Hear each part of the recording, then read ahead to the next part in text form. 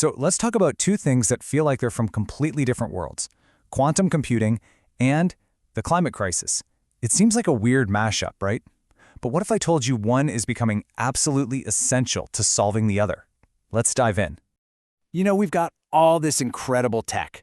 We've got satellites watching from above, buoys in every ocean, massive supercomputers humming away 24/7. So why are our best predictions for the climate still kind of all over the place? Why is getting a straight answer so darn hard? Well, the answer is a little bit scary, actually. It's because our computers, our best, fastest, most powerful computers, have basically hit a physical limit. We've slammed right into a wall. Okay, so our climate models are stuck. Let's dig into that.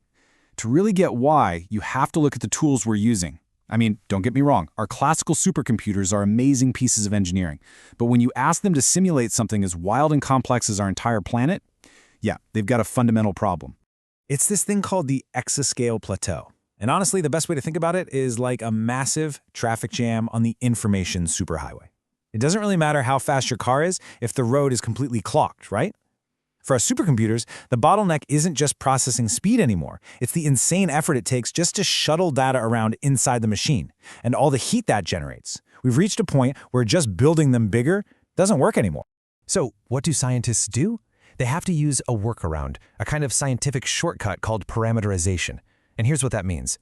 Since you can't possibly simulate every single water molecule in a giant cloud, you kind of have to fudge it. You use a simplified formula to guess the average effect of that cloud over a massive 100-kilometer square. That city analogy is perfect. It's like describing all of New York City by saying its average street width is 60 feet. You get a number, sure, but you miss everything. And this one thing, it's the biggest source of uncertainty in all of climate science, period. 100%. Let that sink in for a second. How big of an error are we talking about? In some of the most critical parts of the system, like how tiny pollution particles interact with clouds, the uncertainty is literally 100%. That means we don't know if the effect is tiny or if it's a total game changer. We're essentially flying blind on one of the most important dials in the entire climate machine. So if our classical computers have run out of road, what now? Where do we go? Well, it turns out the answer means we have to rethink the whole problem from the ground up. And it takes us back to something a pretty brilliant guy said a long time ago. Yeah, nature isn't classical, damn it. You gotta love Richard Feynman. Back in 1982, he just cut right through the noise. And he was right. Everything about our climate, the way a CO2 molecule vibrates and traps heat, the way water molecules cling together to form a cloud, it's all happening at the quantum level. Trying to simulate that with a computer that only thinks in ones and zeros, it's like trying to paint the Mona Lisa with a paint roller.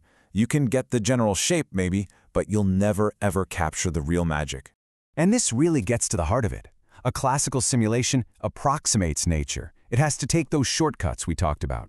But a quantum simulation, it mimics nature. It speaks the same language. It works using the same quantum weirdness. And that's why the problem suddenly becomes manageable.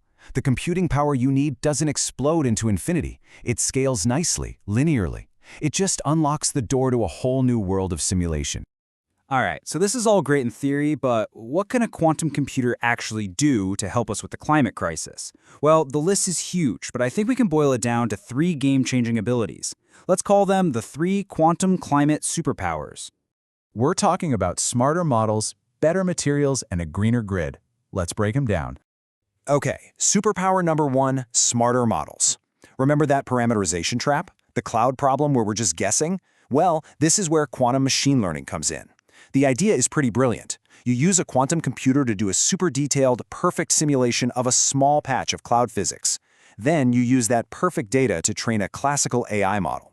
It's like giving your AI a PhD in cloud physics. Then you plug that smart model back into the big global simulation. And boom, we might finally be able to solve the cloud problem. All right, superpower number 2, better materials. Think about this. What if you could design, from scratch, the perfect molecule to literally pluck CO2 right out of the atmosphere? The problem is, the number of possible ways to arrange atoms is, well, it's bigger than the number of atoms in the universe. It's the ultimate needle in a haystack problem. For a classical computer, it's hopeless. But for a quantum computer that can perfectly simulate how those molecules will behave, it's no longer a guessing game. And this brings us to these amazing things called metal organic frameworks, or MOFs. Just picture a tiny, programmable sponge made of molecules. They're mostly empty space, giving them an insane amount of surface area, like a football field in 1 gram. And the best part is, you can tweak their structure atom by atom to make them incredibly sticky for one specific molecule, like CO2. 40%. The potential here is just wow. Early work using hybrid quantum classical simulations is already showing that we could design MOFs that are up to 40% more efficient at capturing carbon. A 40% jump isn't just a small improvement. That's the kind of leap that could make direct air capture actually affordable and scalable. So here's a peek at how this actually works. That molecular sponge is built around a central metal atom, the node. And quantum computers can calculate with incredible precision how sticky that node will be for CO2. What you're seeing here is the simulation telling us, hey, if you use a calcium atom, you're going to get a super strong, super selective trap for CO2, way better than if you use lithium. This isn't trial and error in a lab anymore, this is quantum-guided design. And finally, superpower number 3, a greener grid. Okay, we all want a grid powered by renewables, but the sun isn't always shining and the wind isn't always blowing. Juggling all those unpredictable sources across a massive grid to make sure your lights stay on is a nightmare of an optimization problem. A classical computer would just choke on it. But this kind of messy combinatorial problem is exactly what quantum computers are born to solve. They can find the optimal way to route power in a split second, preventing blackouts and squeezing every last drop of green energy out of the system. So, I know this all sounds almost too good to be true, and it's really important to take a deep breath here and be realistic. This isn't a magic wand we can wave tomorrow. We're on a long road, and there are some serious hurdles ahead. Here's what the timeline probably looks like. Right now, and for the next few years, we're in the quantum-inspired era, using what we're learning to make our classical algorithms better. Sometime around, say, 2028 to 2032, we'll likely see the first real quantum advantage, probably in that materials discovery space. But simulating the entire atmosphere, that's the holy grail, and that's going to require the big, powerful, fault-tolerant quantum computers that we probably won't see until 2035 or later. And the challenges are not small. For example, how on earth do you cram a petabyte of climate data onto a quantum chip that's the size of your thumbnail? It's a massive data bottleneck. And here's a fun one. If a quantum computer gives you an answer to a problem that no classical computer can solve, how do you know it's the right answer? You can't check its homework. Plus, we have to solve the energy paradox. These things need massive cooling systems, so we have to make sure they're actually a net positive for the planet. Okay, let's bring this all home. Let's go all the way back to that wall we talked about at the start. The key takeaway here is that the future isn't quantum or classical. It's not a competition. It's about a new kind of hybrid intelligence. Think of it this way. The classical supercomputer is the workhorse. It handles all the big data. But when it gets to a part of the problem that's just too gnarly, too fundamentally quantum, it's going to tap its partner on the shoulder and say, hey, you got this?